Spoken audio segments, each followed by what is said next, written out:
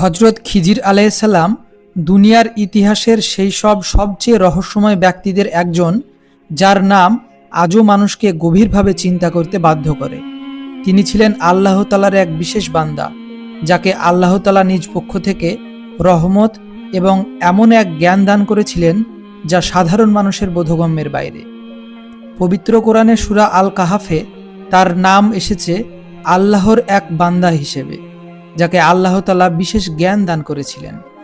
ওলামায়ে কেরামের মধ্যে এ বিষয়ে মতভেদ রয়েছে যে হজরত খিজির আলাইহিসসালাম নবী ছিলেন নাকি ওলি। তবে সবাই এ বিষয়ে একমত যে তিনি আল্লাহ তাআলার অত্যন্ত ঘনিষ্ঠ এবং নির্বাচিত বান্দা, যাকে ইলমে লাদ্দুনী দান করা হয়েছিল। ইলমে লাদ্দুনী হলো সেই জ্ঞান যা সরাসরি আল্লাহ তাআলা মানুষের হৃদয়ে দান করেন, যার মাধ্যমে কোনো ঘটনার পরিণতি এবং তার আড়ালে লুকিয়ে থাকা রহস্য বুঝে নেওয়া যায়। হজরত খিজির আলাইহিসসালামের কাহিনী সবথেকে প্রসিদ্ধ অংশ হলো সেই ঘটনা যখন হজরত মুসা আলাইহিসসালাম, যিনি নিজেই ছিলেন আল্লাহ তাআলার একজন মহান নবী এবং আল্লাহ তাআলার রসূল, তার কাছ থেকে জ্ঞান অর্জনের জন্য সফরে বের হন। হজরত মুসা আলাইহিসসালাম আল্লাহ তাআলার কাছে প্রশ্ন করেছিলেন, হে আল্লাহ, পৃথিবীতে কি এমন কেউ আছেন যিনি জ্ঞানে আমার থেকেও বেশি? আল্লাহ তাআলা উত্তর দেন, হ্যাঁ, আমার বান্দা খিজির। তারপর আল্লাহ তাআলা তাকে একটা নিদর্শন জানান, যে স্থানে তার সঙ্গে থাকা মাছটি জীবিত হয়ে পানিতে চলে যাবে, সেখানেই তিনি খিজিরের সাক্ষাৎ পাবেন। হজরত মুসা আলাইহিসসালাম তার সঙ্গীকে নিয়ে দীর্ঘ সফর করেন। অবশেষে সেই মাছটি জীবিত হয়ে পানিতে বের হয়ে যায় এবং সেখানেই তার সাক্ষাৎ হয় খিজির আলাইহিসসালামের সঙ্গে। হজরত মুসা আলাইহিসসালাম অত্যন্ত আদব এবং সম্মানের সঙ্গে অনুরোধ করেন তিনি যেন খিজির আলাইহিসসালামের সঙ্গে থেকে সেই বিশেষ জ্ঞান অর্জনের সুযোগ পান যা আল্লাহ তাআলা তাকে দান করেছেন। হজরত খিজির আলাইহিসসালাম বলেন, তুমি আমার সঙ্গে ধৈর্য রাখতে পারবে না। আমি এমন কাজ করব যা তোমার কাছে বাহ্যিক ভুল মনে হবে। হজরত মুসা আলাইহিসসালাম প্রতিশ্রুতি দেন যে তিনি ধৈর্য ধারণ করবেন এবং অনুমতি ছাড়া প্রশ্ন করবেন না। এরপর দুজনেই একসঙ্গে সফরে বের হয়ে যান। সফরের প্রথম ঘটনায় তারা এক দরিদ্র মানুষের নৌকায় ওঠেন। হঠাৎ খিজির আলাইহিসসালাম সেই নৌকায় একটা ছিদ্র করে দেন। এই দৃশ্য দেখে হজরত মুসা আলাইহিসসালাম বিস্মিত হয়ে বলে ওঠেন, আপনি কেন এই গরিব মানুষের নৌকাটি নষ্ট করলেন? আপনি কি চান তারা ডুবে যাক? হজরত খিজির আলাইহিসসালাম শুধু বলেন, আমি কি তোমাকে বলিনি যে তুমি আমার সঙ্গে ধৈর্য ধারণ করতে পারবে না? এরপর তারা সবাই এগিয়ে যায়। কিছু দূর যাওয়ার পর হজরত খিজির আলাইহিসসালাম একটা ছোট্ট শিশুকে হত্যা করেন। এই দৃশ্য দেখে মুসা আলাইহিসসালামের জন্য অসহনীয় হয়ে ওঠে। তিনি বলেন, আপনি কেন একটা নিষ্পাপ প্রাণ হত্যা করলেন? এটা তো মহাপাপ। আবারও হজরত খিজির আলাইহিসসালাম বলেন, আমি কি তোমাকে বলিনি যে তুমি ধৈর্য ধারণ করতে পারবে না?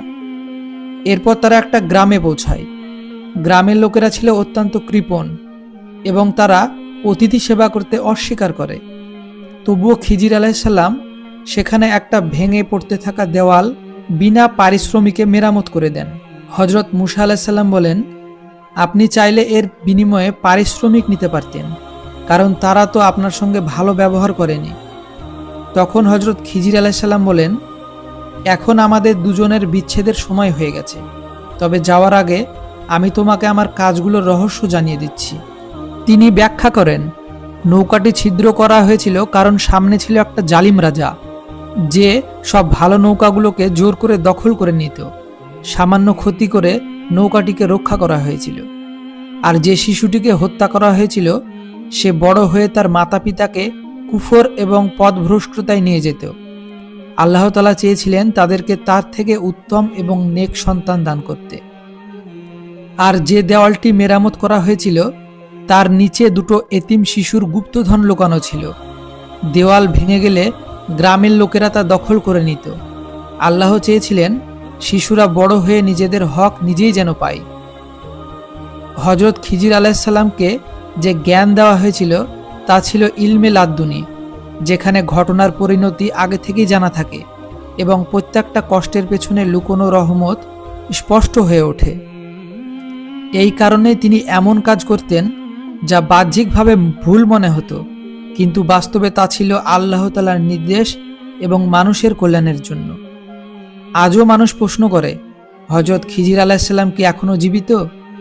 কিছু আলেম বলেন তিনি আল্লাহ তাআলার হুকুমে এখনও জীবিত এবং বিপদগ্রস্তদের সাহায্য করেন।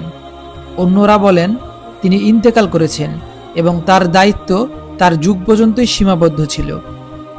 এই প্রশ্নের নিশ্চিত উত্তর একমাত্র আল্লাহ তাআলাই জানেন। তবে নিশ্চিতভাবে বলা যায়, হযরত খিজির আলাইহিসসালামের কাহিনী প্রতিটি যুগের মানুষের জন্য গভীর শিক্ষা বহন করে। এই কাহিনী আমাদের শেখায় আমরা শুধু জিনিসের বাহ্যিক দিক দেখি, আর আল্লাহ তাআলা সব কিছুর পরিণতি জানেন।